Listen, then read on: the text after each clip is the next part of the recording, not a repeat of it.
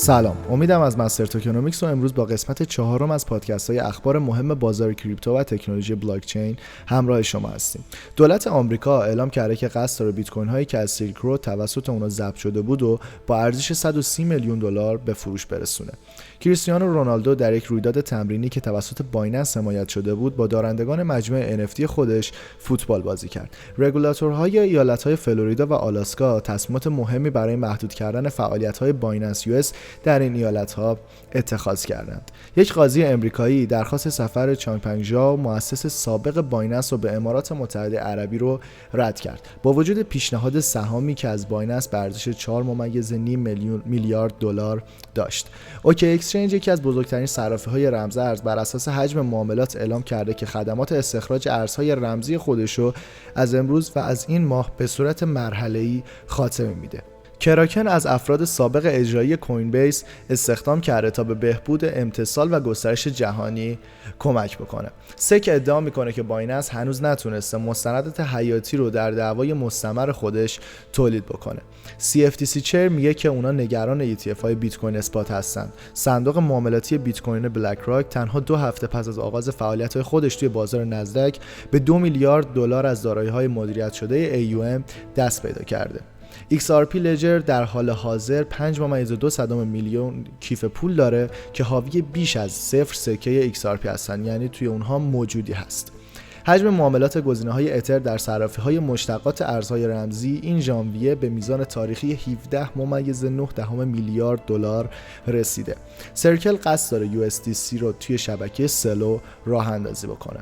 ویزا به تسهیل برداشت رمزارزها از کارت‌های دبیت توی 145 کشور مختلف اقدام کرده. ونتورس برای صندوق متمرکز بر رمزارزها و نرم افزارها 315 میلیون دلار جمع‌آوری کرده. حکومت آلمان 50,000 بیت کوین مرتبط به وبسایت‌های قاچاق رو پیدا کرده. بایننس به مشتریان خودش اجازه میده تا تضمین معاملاتشون رو توی خارج از صرافی نگه دارن. قیمت بیت کوین به مرز 43,000 دلار رسیده، در حالی که ساعتها تا زمان توضیحات سیاست‌های اقتصادی کلیدی از سوی فدرال رزرو باقی مونده.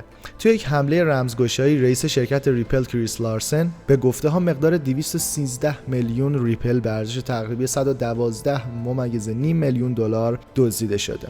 کوانت استمپ اعلام کرده که 38.9 میلیون دلار توی حملات دیفای توی ژانویه 2024 از دست داده.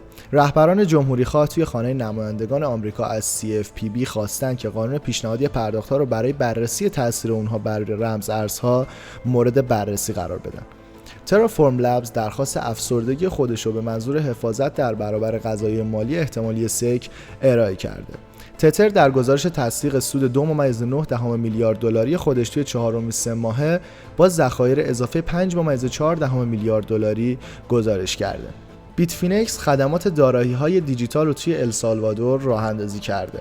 صرافی هیبریدی کریپتو کیوب در یک دوره تامین مالی جدید به ارزش 100 میلیون دلار ارزیابی شده. کوین بیس با تبلیغات بدون هزینه برای تجارت کنندگان VIP توی صرافی‌های رقیب هدفمند میشه.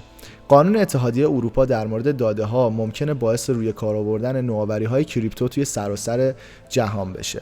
دولت آرژانتین مزایای اعلام دارایی‌های رمز ارزی رو از لایحه قوانین کلی از میان میبرد. سوپر استیت از توکن‌های توکن نمای دولتی کوتاه مدت که بر روی اتریوم برای رقابت با استیبل کوین‌ها با بازه 0 بود دیگه استفاده میشه. بازار جایگاه نویسی بیت کوین رو برای توکن‌های BRC20 در برنامه خودش راه اندازی کرده. چه کسی؟ شرکت بایننس.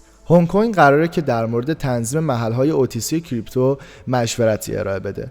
بایننس 4.2 میلیون دلار از ریپل های مربوط به حمله توی کیف پول بنیانگذار ریپل رو متوقف کرده. دولت امریکا از تاثیر استفاده از برق توسط ماینینگ رمزارزها میپرسه. بن آرمسترانگ یا نام بیت بوی با ویدیوی یوتیوبی استعفای خودش رو به رسانه‌ها نشون داد. ENS با گوددی همکاری میکنه تا دامنه‌های وب رو با نام‌های بلاکچینی پیوند بده. اگه که نمیدونید ENS چیه، حتما لینکی که این بالا براتون میذارم و کلیک بکنید و ویدیو ENS ها رو کامل ببینید. تلفن همراه رمز ارزی سولانا تا کنون 60,000 سفارش پیش خرید داشته. البته اشتباه نشه که مدل دوم این تلفن همراه اینطوریه. کره جنوبی اقدام به بررسی صلاحیت مدیران اجرایی کریپتو قبل از استخدام میکنه. رئیس کمیسیون خدمات مالی کره جنوبی در مورد صندوق‌های بیت کوین اسپات با رئیس سک گری جنسلر گفتگو میکنه. استیو کریستی مدیر سابق بایننس پس از یک مهلت کوتاه دوباره استخدام شد. چینلیک پس از یک افزایش هفتگی 27% وارد 10 رمز ارز برتر شده. این بود خلاصه از اخبار تا 6 فوریه 2024 یا 17 بهمن ماه 1402. لایک، سابسکرایب و فالو فراموشتون نشه و خدا نگهدار.